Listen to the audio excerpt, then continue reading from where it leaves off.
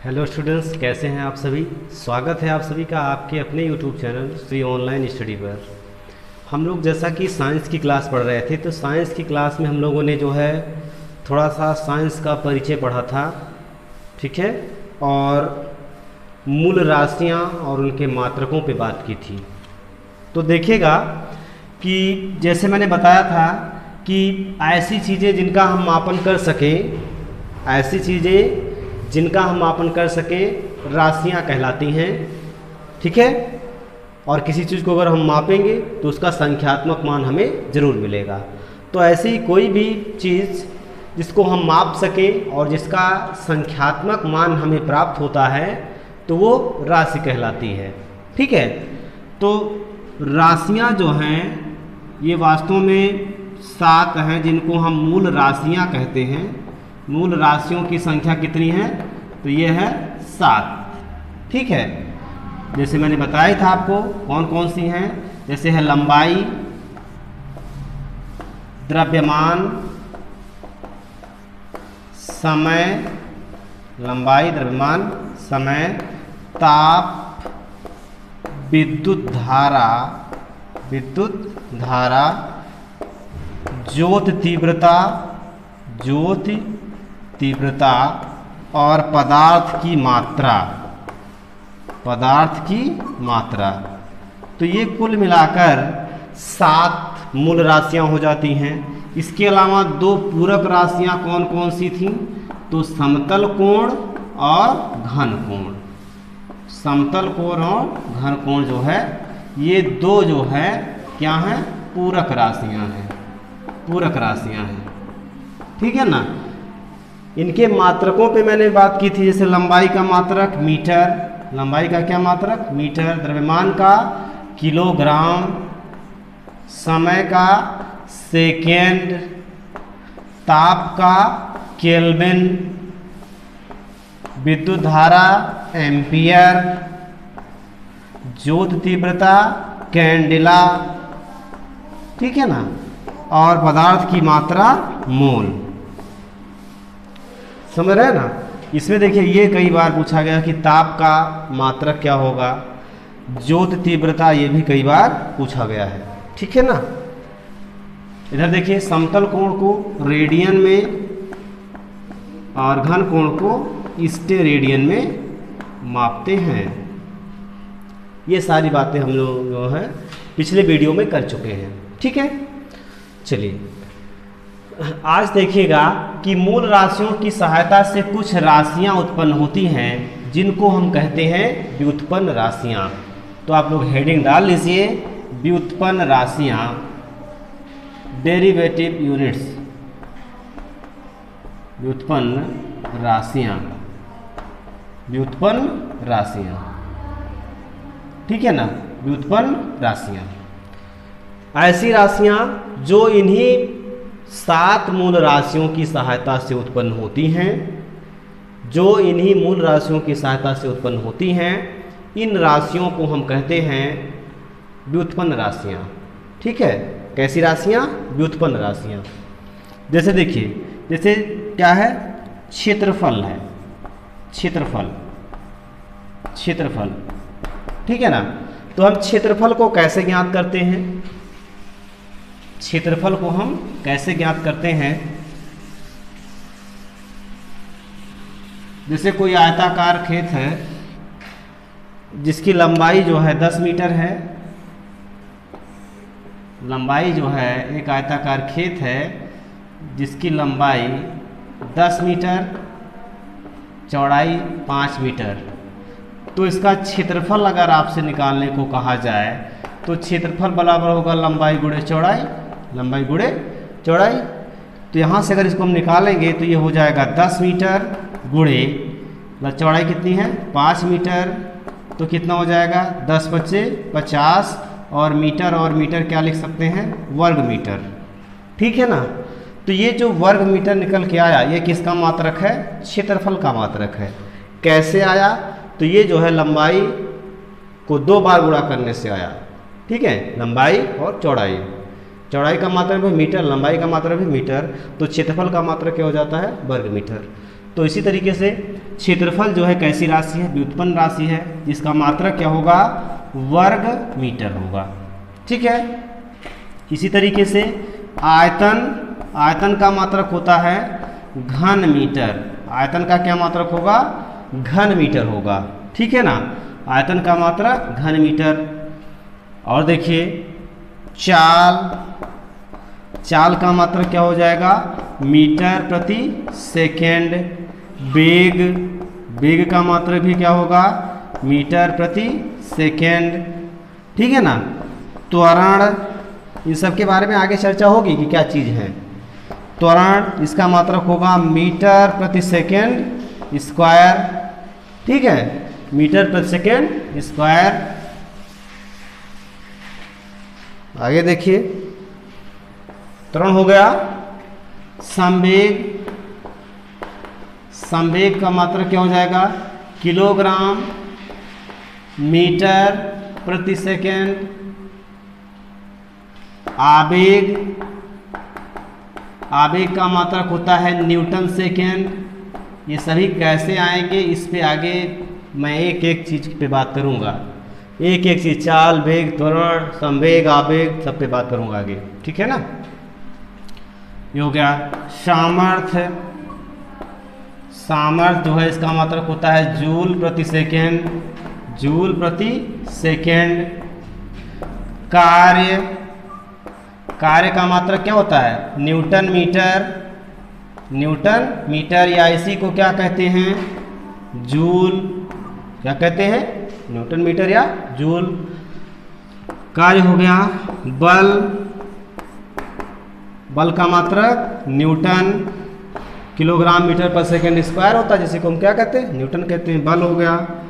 विस्थापन, विस्थापन हो गया। विस्थापन को किस में मापते हैं, मीटर में।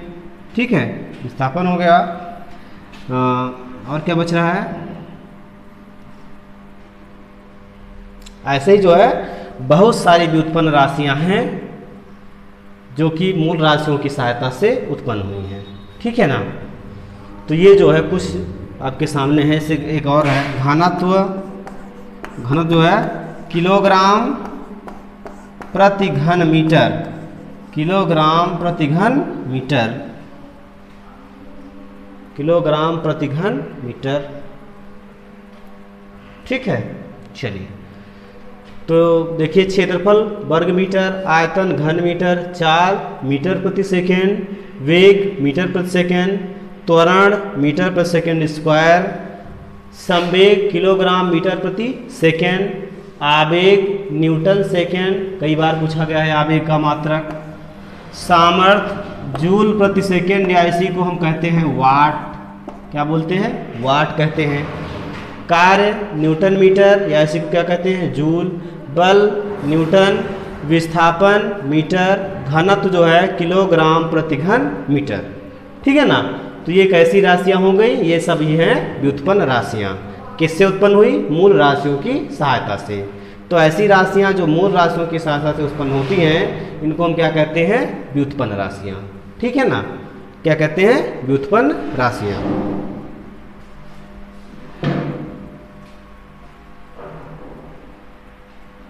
चलिए,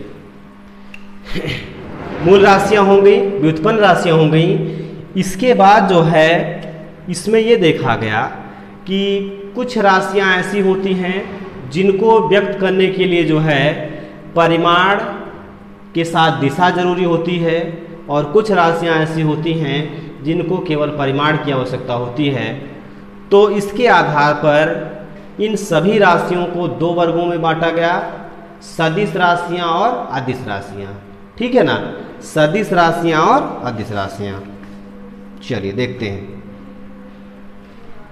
सदिश राशियां और अदिश राशियां।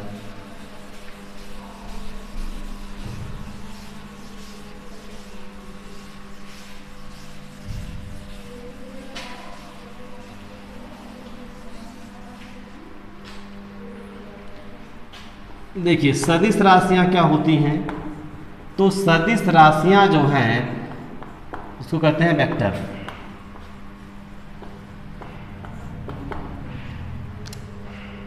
ठीक है, वेक्टर क्वांटिटीज। कैसी राशियां हैं? तो ये ऐसी राशियां हैं जिनको व्यक्त करने के लिए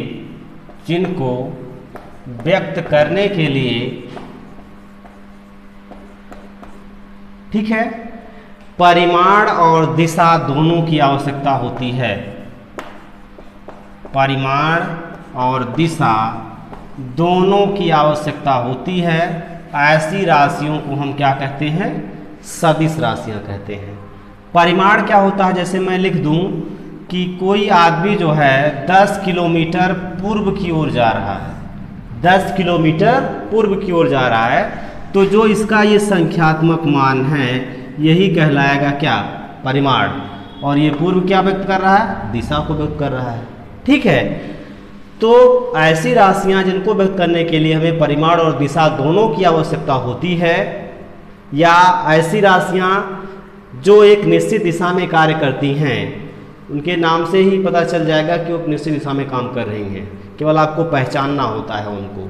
ठीक है ना, मतलब वो राशि जो है एक निश्चित दिशा में ही काम करेगी, समझ रहे हैं ना? वो राशि जो है एक निश्चित दिशा में ही काम करेगी। जैसे बल है, जैसे बल का मतलब क्या है कि जैसे मैं इस बोर्ड को धक्का देना चाह रहा हूँ, तो अगर मान लेते ये पूर्व दिशा है, ये पूर्व दिशा है, तो मुझे बल पूर्व की ओर ही लगाना होगा। तो इसका मतलब बल कैसी राशि होगी? सदिश राशि होगी। क्यों? क्योंकि बल जो है एक निश्चित दिशा में ही काम करेगा जिधर आप लगाने की कोशिश करेंगे। ठीक है ना? तो ऐसे ही जो है ऐसी राशियां जिनमें जो है परिमाण के साथ दिशा की आवश्यकता होती है, इनको हम कहते हैं सदिश राशियां। ठीक है, कौन कौन सी हैं? जैसे विस्थापन, जो मैंने यहाँ पर लिखा हुआ है ये चीज़ विस्थापन ही है। ये चीज़ क्या है? विस्थापन। जैसे मैं कह दूँ कि एक आदमी 10 किलोमीटर पूर्व की ओर गया, 10 किलोमीटर पूर्व की ओर गया, तो ये क्या चीज़ है? ये है विस्थापन। किधर? 10 किलोमीटर पूर्व। अगर मैं केवल 10 किलोमीटर कहता तो ये क्या हो जाती? दूरी हो जाती। क्या हो जाती? ये दूरी हो जाती। तो दूरी जो है इसके साथ दिशा नहीं आ रही है, इसका मतलब दूरी अदिश राशि है, जबकि विस्थापन में दिशा आ रही है, इसका मतलब विस्थापन कैसी राशि है? सदिश राशि है। ठीक है, तो देखिए कौन कौन सी राशि सदिश राशियां हैं। जैसे विस्थापन है, वेग है, संवेग, आवेग, ठीक है, त्वरण, विस्थापन, वेग, संवेग, आवेग, त्वरण, बल। ठीक है, बल हो गया। भार, कई बार पूछा गया है भार भी एक प्रकार का बल ही होता है जो पृथ्वी के द्वारा उस वस्तु पर लगाया जाता है। भार हो गया। गुरुत्वाकर्षण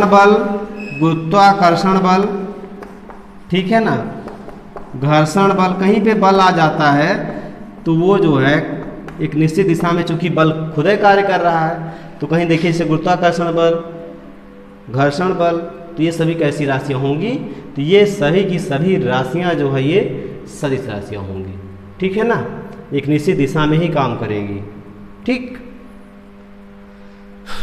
बातें समझ में आ रही होंगी आपको? चलिए, ठीक है, ये बातें आपको समझ में आ गई। अब देखिए, अगर अदिश राशियों की बात की जाए, अदिश राशियां क्या होती हैं? तो ऐसी राशियां स्केलर बोलते हैं, ऐसी राशियां जिनको व्यक्त करने के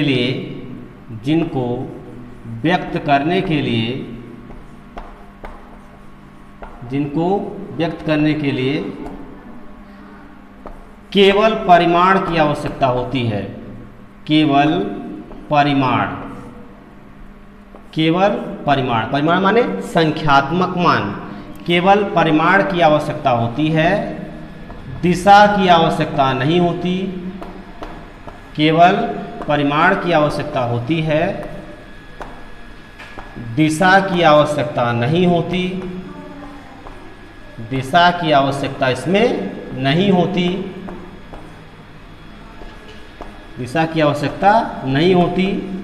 तो ऐसी राशियां क्या कहलाती हैं? अदिश राशियां कहलाती हैं। अदिश राशियां कहलाती हैं। ठीक है ना। मतलब ऐसी राशियां जिनको व्यक्त करने के लिए केवल उनके संख्यात्मक मान की जरूरत होती है, तो ऐसी राशियों को हम कहते हैं अदिश राशियां। ठीक, जैसे देखिए, जैसे विस्थापन क्या था, तो विस्थापन जो है ये सदिश राशि था, विस्थापन सदिश राशि था। लेकिन वहीं अगर मैं दूरी की बात करूं तो दूरी कैसी राशि है, अदिश राशि है। देखो मैंने लिखा भी हुआ है यहाँ पे, जैसे 10 किलोमीटर किसी भी दिशा में गया, ठीक है, 10 किलोमीटर कहा जाए कि मेरा घर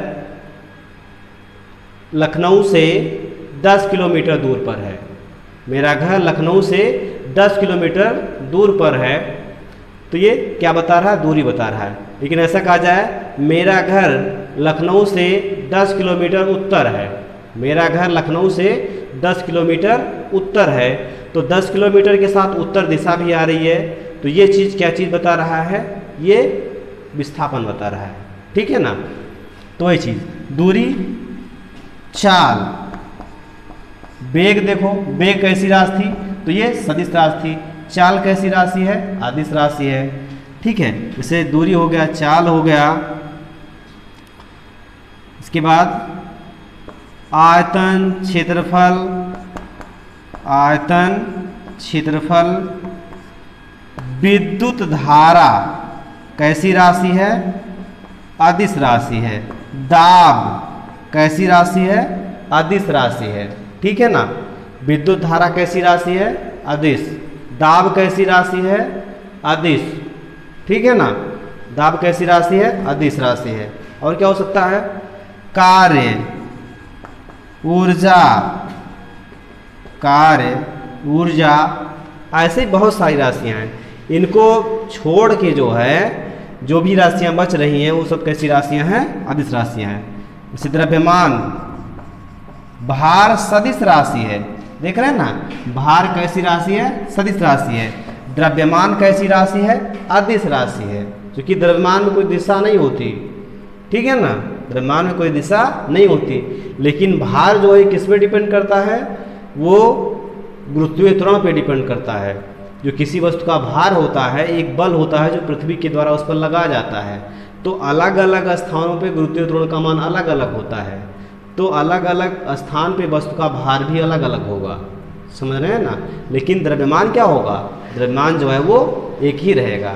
कोई वस्तु अगर 5 किलो की है तो 5 किलो की रहेगी, समझ रहे हैं ना। केवल उसका क्या बदलेगा, भार बदलेगा। ठीक है, केवल उसका क्या बदलेगा, भार बदलेगा। चलिए, तो देखिए ये सदिश राशियां हैं और इधर क्या है, अदिश राशियां। ठीक, समझ में बातें आपको आ रही होंगी।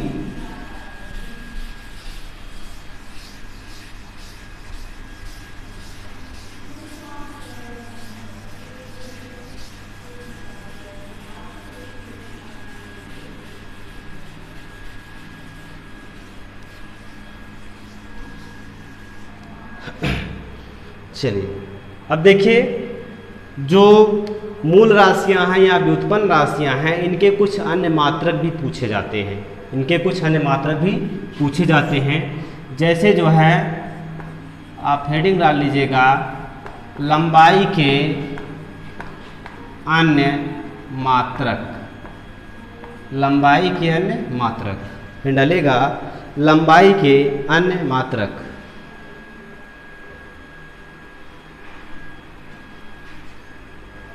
लंबाई के अन्य मात्रक, देखिएगा लंबाई के कौन कौन से अन्य मात्रक हो सकते हैं।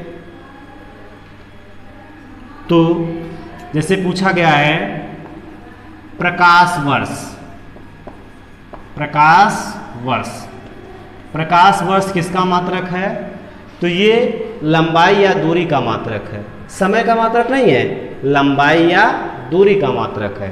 ठीक है।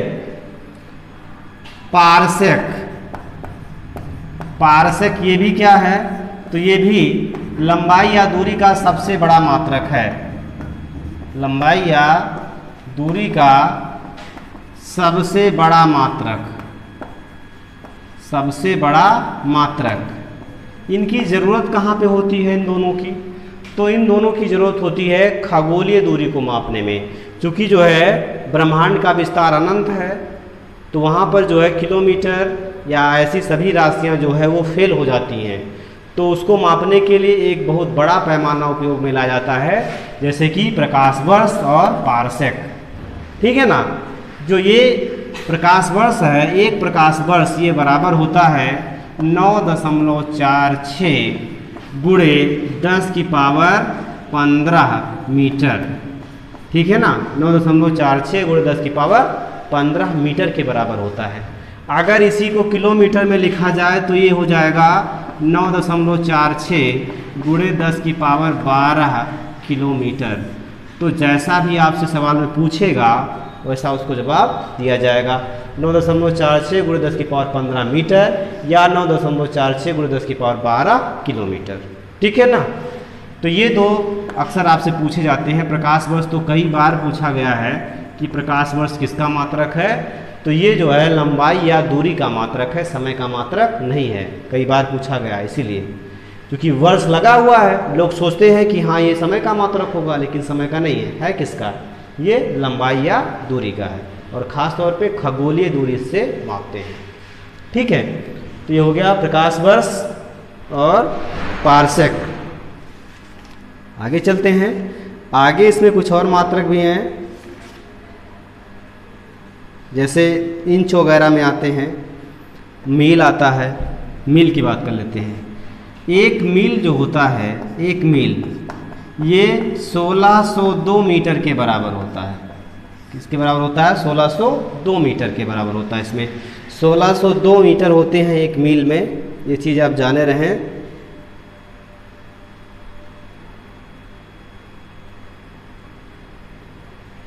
सॉरी 1609 होते हैं भाई, 1609 मीटर होते हैं। ठीक है। एक नॉटिकल मील, नॉटिकल मील का मतलब क्या होता है कि समुद्र में जो दूरी मापते हैं नेवी वाले, उसको नॉटिकल मील में मापते हैं। तो एक नॉटिकल मील जो बराबर होता है यह होता है 1852 मीटर के। किसके बराबर होता है? 1852 मीटर के बराबर होता है। एक फुट जो होता है ये 12 इंच के बराबर होता है, और 1 इंच जो होता है यह बराबर होता है किसके? 2.54 सेंटीमीटर के बराबर होता है। ठीक है, 2.54 सेंटीमीटर के बराबर होता है। 1 इंच जो है ये किसके बराबर होता है? 2.54 सेंटीमीटर के बराबर होता है। 1 मीटर की अगर मैं बात करूं तो 1 मीटर में कितने इंच होते हैं? लगभग 46 इंच, 39.3 इंच होते हैं। ठीक है ना। 1 मीटर में जो है 39.3 इंच होते हैं। ये चीज़ आप जाने रहें।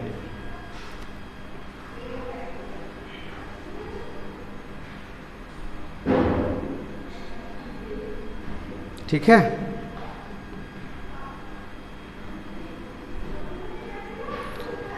तो इन डाटा को आप अच्छे तरीके से याद करते चलें। बाकी इसके बाद जो है द्रव्यमान के कुछ अन्य मात्रक आपको बताए जाएंगे। ठीक है। और इसके बाद जो है धारिता के अन्य मात्रक बताए जाएंगे। इन सब पे मैं आगे बात करूँगा। ठीक है ना। ओके, धन्यवाद।